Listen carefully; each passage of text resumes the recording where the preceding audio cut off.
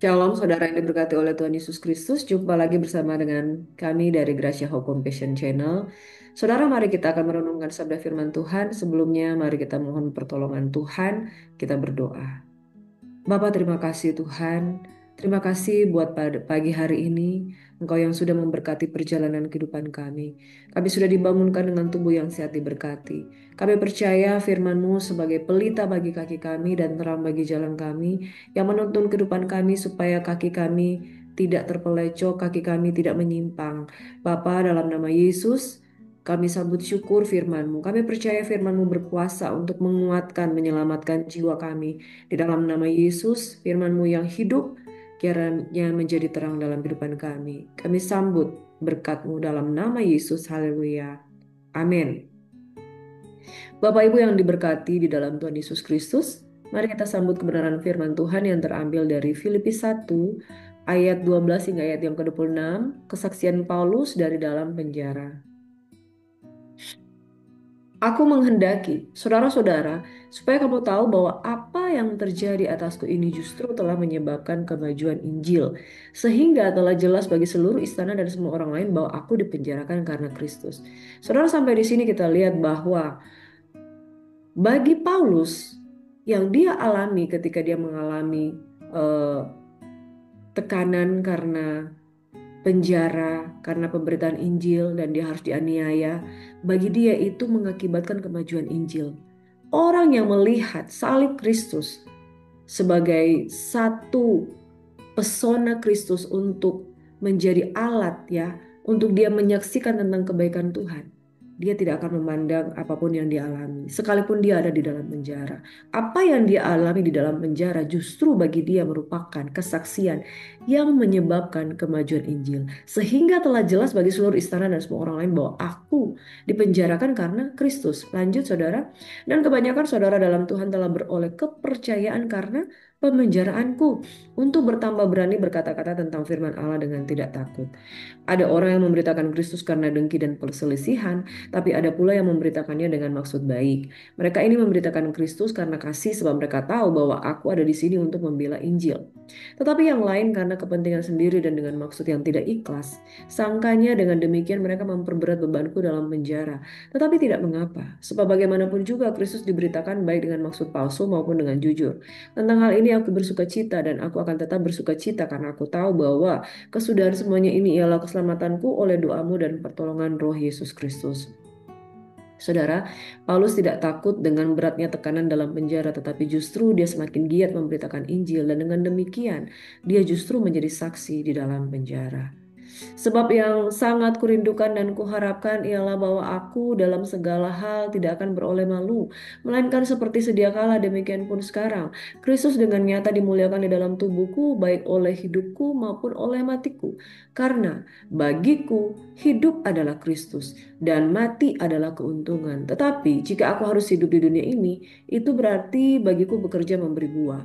Jadi mana yang harus kupilih, aku tidak tahu. Aku didesak dari dua pihak. Aku ingin pergi dan diam bersama-sama dengan Kristus, itu memang jauh lebih baik. Tetapi lebih perlu untuk tinggal di dunia ini karena kamu. Dan dalam keyakinan ini tahulah aku akan tinggal dan akan bersama-sama lagi dengan kamu sekalian supaya kamu makin maju dan bersuka cita dalam iman. Sehingga kemegahanmu dalam Kristus Yesus makin bertambah karena aku, apabila aku kembali kepada kamu. Nah saudara, bagiku hidup adalah Kristus dan mati adalah keuntungan. Seseorang yang tidak mempertimbangkan nyawanya, melainkan demi Kristus dia melakukan segala sesuatu dan tetap menjaga hidupnya, tidak sembrono. Bapak Ibu Saudara, lanjut di dalam ayat yang ke-27 hingga ayat yang ke-30, firman Tuhan berkata seperti ini. Nasihat supaya tetap berjuang. Bayangkan saudara, seorang yang dari dalam penjara memotivasi orang yang di luar penjara. Lebih berat mana, tekanan di dalam penjara atau di luar penjara? Tetapi itulah Paulus. Dia memberi kesaksian bahwa Yesus berkuasa dalam kehidupannya, bukan sekedar menyelamatkannya, tetapi memberikan kekuatan bagi dia yang ada di dalam tekanan, bahkan tetap memberitakan Injil. Ayat 27 ini sangat luar biasa. Hanya hendaklah hidupmu berpadanan dengan Injil Kristus, supaya apabila aku datang aku melihat dan apabila aku tidak datang aku mendengar bahwa kamu tetap teguh berdiri dalam satu roh dan sehati sejiwa berjuang untuk iman yang timbul dari berita Injil. Dengan tiada digentarkan sedikit pun oleh lawanmu, bagi mereka semuanya itu adalah tanda kebinasaan, tetapi bagi kamu tanda keselamatan dan itu datangnya dari Allah. Sebab sebagaimana kepada kamu dikaruniakan bukan saja untuk percaya kepada Kristus, melainkan juga untuk menderita untuk Dia dalam pergumulan yang sama seperti yang dahulu kamu lihat padaku dan yang sekarang kamu dengar tentang aku. Wow, saudara, message yang sangat penting ada di dua ayat ini. Hendaklah hidupmu berpadanan dengan Injil Kristus. Walaupun kamu di penjara, tapi kamu tidak memuliakan Tuhan, sama saja bohong.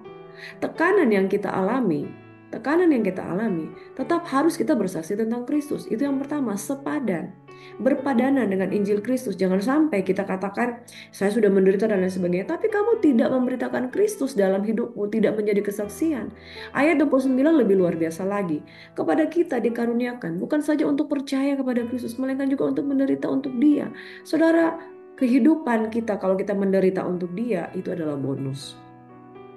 Orang yang mati martir, ya, seperti Clerk ya saudara yang di Amerika, dia mati martir itu merupakan satu kemuliaan dan kehormatan ketika dia melakukannya dengan sungguh-sungguh. Orang yang bersaksi dengan setengah-setengah tentu juga tidak akan dimuliakan. Makanya saudara menderita untuk dia, sungguh-sungguh untuk dia. Saudara, ketika kita dikaruniakan bukan saja untuk percaya, tapi kita juga dikaruniakan untuk menderita, maka kemuliaan Tuhan akan mengikuti. Makanya saudara, jangan semua penderitaan kita menjadi ketakutan, tetapi biarlah penderitaan itu mengerjakan kemuliaan dengan pergumulan seperti yang Paulus lakukan. Dia rindu umat Tuhan yang juga dibangun di Filipi itu memiliki satu mentalitas yang luar biasa juga seperti yang dia lakukan. Bapak Ibu Saudara, pada pagi hari ini saya memberikan tema tetap teguh dan bersuka cita di tengah penderitaan. Kepada kamu dikaruniakan bukan saja untuk percaya, melainkan untuk menderita. Menderita di dalam Kristus, bukan menderita karena penderitaan yang dibuat-buat, bukan menderita karena saudara berhutang, bukan menderita karena saudara berbuat dosa, bukan menderita karena saudara melakukan kejahatan, tetapi menderita karena saudara mempertahankan iman. Banyak orang-orang yang ada di Nigeria yang mengalami penganiayaan bahkan dibunuh, ratusan ribu orang yang mati di Nigeria karena mempertahankan iman, gereja-gereja dibakar. Tetapi orang-orang banyak yang menutup mata terhadap Nigeria. Kekristenan banyak mengalami penderitaan di sana. Karena apa? Mereka mempertahankan untuk hidup beribadah sekalipun di tengah-tengah penganiayaan. Saudara, firman Tuhan katakan di dalam Filipi 1 ayat 27, hanya hendaklah hidupmu berpadanan dengan Injil Kristus. Jikalau Yesus mati di atas kayu salib dengan mempertahankan ya kemuliaan yang Bapa berikan dalam kehidupannya supaya dia menyelesaikan segala sesuatu di atas kayu salib, maka saudara jangan saudara goyah hanya karena persoalan-persoalan sepele, tetapi tetaplah bertahan menjadi saksi sampai garis akhir. Yang pertama, saudara, kita lihat latar belakang dari penulisan Paulus kepada umat yang ada di Filipi, yaitu dia menulisnya dari dalam penjara. Saudara, kalau orang menulis dari dalam penjara biasanya minta tolong, minta dikirimin satu ya pemberian-pemberian ya dari luar. Tetapi justru dia dari dalam penjara memberikan penguatan kepada orang yang di luar, memberi kesaksian kepada orang yang dari luar, memberitakan Injil dari dalam penjara kepada orang yang ada di luar. Dia menulis surat ini dari penjara, tapi isinya justru sukacita yang dikerjakan oleh Tuhan. Mengapa dia bisa bersuka cita? Karena kehidupannya adalah ketika dia sudah mati bagi Kristus, maka dia hidup untuk kemuliaan Tuhan. Ia tidak melihat penderitaan sebagai alasan untuk menyerah, melainkan sebagai satu kesempatan agar Injil makin tersebar. Apa yang terjadi atasku justru telah menyebabkan kemajuan Injil. Bapak Ibu Saudara, Paulus mengajarkan bahwa sekalipun situasi sulit, itu bukan akhir dari sebuah pelayanan, itu bukan akhir dari sebuah pekerjaan Tuhan, tapi itu untuk pintu menyatakan kuasa Allah, bahwa kuasa Allah tidak bisa dibendung, melainkan kuasa Allah dapat bekerja dalam segala keadaan. Yang kedua, kita lihat sukacita di tengah rantai. Walaupun terbelenggu, lalu tidak terbelenggu secara rohani. Dia menjadi tawanan oleh roh, oleh penjara, tapi dia tidak ditawan untuk memberitakan Injil. Ia melihat para prajurit orang sekitarnya dan memperkenalkan Kristus justru kepada orang-orang yang membelenggu dia. Melalui kehidupan dan kesaksiannya, Kristus dimuliakan. Saudara, pada prinsipnya keadaan tidak menentukan sukacita kita, tetapi Kristuslah sumber sukacita kita. Kristus diberitakan, karena itu aku bersukacita. Jangan karena saudara nggak punya uang, saudara nggak punya pekerjaan, saudara nggak punya segala-galanya, lalu saudara berhenti untuk bersaksi. Tetapi kuatkanlah hatimu, jadilah berkat di tengah-tengah penderitaan. Sebab kepada kita dikaruniakan bukan sekedar untuk menjadi percaya saja, tetapi di dalam penderitaan itu Tuhan mengerjakan kuasanya untuk memberikan kesaksian bagi semua orang yang kita temui. Hidup adalah Kristus, mati adalah keuntungan. Ayat 21 itu menjadi pusat iman dari Paulus, saudara. Artinya begini, jangan hitung-hitungan dengan Tuhan. Hidup dan mati, biarlah kita untuk memuliakan Tuhan. Kita hidup aja untuk Tuhan, apalagi kalau mau mati. Karena setelah kita mati, kita pun akan mengalami kehidupan kekal jikalau kita tetap di dalam Kristus. Makanya saudara, hidup dan mati itu adalah untuk Kristus. Bagiku hidup adalah untuk bersaksi, melayani, bekerja untuk Kristus. Dan mati adalah sebuah keuntungan karena kita sudah selesai. Kita sudah mengakhiri pertandingan dengan baik. Kita sudah menyelesaikan semuanya dan tiba waktunya untuk kita kembali ke rumah Bapa. Hidup baginya berarti melayani Kristus dan mati berarti bertemu dengan Kristus. Orang yang memahami makna ini tidak mudah goyah karena baik hidup maupun mati semuanya untuk kemuliaan Tuhan. Yang keempat, saudara, panggilan untuk berdiri teguh. Nasihat Paulus kepada jemaat di Filipi agar hidup berpadanan dengan Injil. Jangan sampai saudara hidup itu nggak berpadanan dengan Injil. Saudara katakan saudara tinggal di dalam Tuhan, tapi mulut saudara masih menggosip. Tangan saudara masih mencuri. Kaki saudara masih melangkah kepada hal-hal yang buruk, yaitu ke nightclub dan lain sebagainya. Hidup berpadanan dengan Injil. Apa yang kau ucapkan, itulah yang kau hidupi. Berdiri teguh dalam satu roh dan satu jiwa, tidak takut terhadap lawanan. Ini gambaran gereja yang kuat. Gereja yang tidak ikut arus. Gereja yang melawan arus. Gereja yang menunjukkan kehidupannya yang sungguh-sungguh di dalam Tuhan. Gereja yang tidak cinta uang. Gereja yang tidak hanya membangun pembangunan jasmani, tetapi pembangunan rohani. Bersatu dalam iman dan tidak diombang-ambingkan oleh tekanan.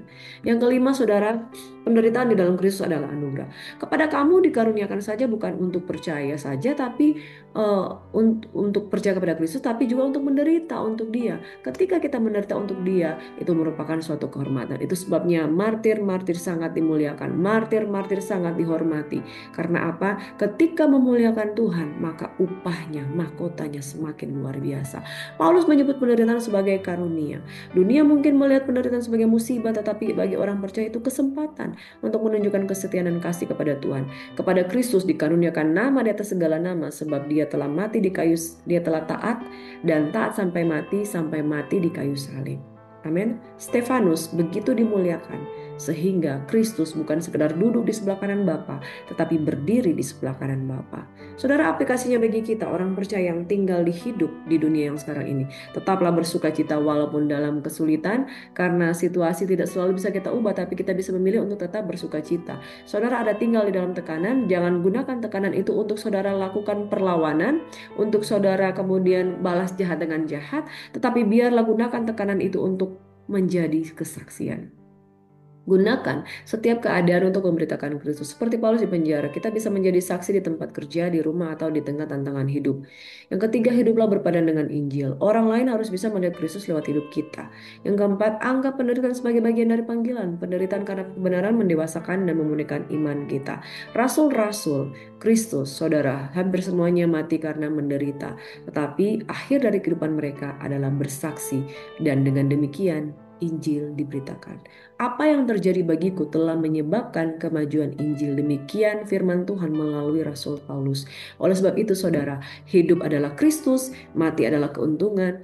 Itu sebabnya saudara, mati pun, hidup pun, serahkan hidupmu untuk Tuhan. Karena lebih baik satu buah biji gandum itu mati, supaya dia menghasilkan lebih banyak buah. Demikian saudara, firman Tuhan pada pagi hari ini. Kita dipanggil, dikaruniakan bukan saja untuk percaya kepada Kristus, melainkan untuk menderita bagi Dia, supaya dengan demikian apa yang Tuhan kerjakan melalui kesaksian hidup kita akan mengakibatkan kemajuan Injil. Saudara, sudahkah kesaksian saudara mengakibatkan kemajuan Injil, atau justru orang melihat kemunduran rohani di dalam kehidupanmu? Mari saudara, bersaksi untuk kemuliaan Tuhan. Justru di tengah tekanan, di tengah penderitaan, saudara pun bisa menjadi saksi untuk kemuliaan Tuhan. Mari berdoa. Bapa di surga, apapun tekanan persoalan kehidupan kami, mungkin kami menangis, mungkin kami bersedih, tetapi kekuatan di dalam Tuhan itu mengakibatkan kami dapat menanggung segala perkara. Sebab firman Tuhan katakan, segala perkara dapat kami tanggung di dalam Kristus Yesus yang memberikan kekuatan kepada kami. Hidup adalah untuk Kristus, bekerja untuk Kristus, melayani Kristus, bersaksi untuk kemuliaan Kristus, dan mati adalah keuntungan jikalau kami bisa mengakhiri pertandingan dengan baik supaya kami menerima mahkota kehidupan pada waktunya. Bapa berkatilah tangan-tangan yang setia melayani, hati yang rindu untuk selalu memberikan yang terbaik. Diberkatilah setiap orang yang mengandalkan Tuhan dan berikan kekuatan kepada kami yang dalam tekanan, yang tetap bertahan hidup dan terus memuliakan Tuhan. Ampuni salah dan dosa kami Tuhan. Dan biarlah hati kami tetap bersyukur, bersuka cita dalam segala keadaan, bahkan memberikan penghiburan kepada orang yang membutuhkan. Kami mohon berkat Tuhan. Kasih karunia di dalam nama Bapa, Putra, dan Roh Kudus dalam nama Yesus. Kiranya menyertai, memimpin, membimbing dimanapun kami pergi dan berada. Kami sambut kekuatan baru daripada Tuhan. Urapan baru terjadi. Dalam nama Yesus kami bersyukur, kami berdoa. Haleluya. Amin. Shalom saudara, diberkati Tuhan. Selamat beraktivitas. Tuhan Yesus memberkati. God bless you.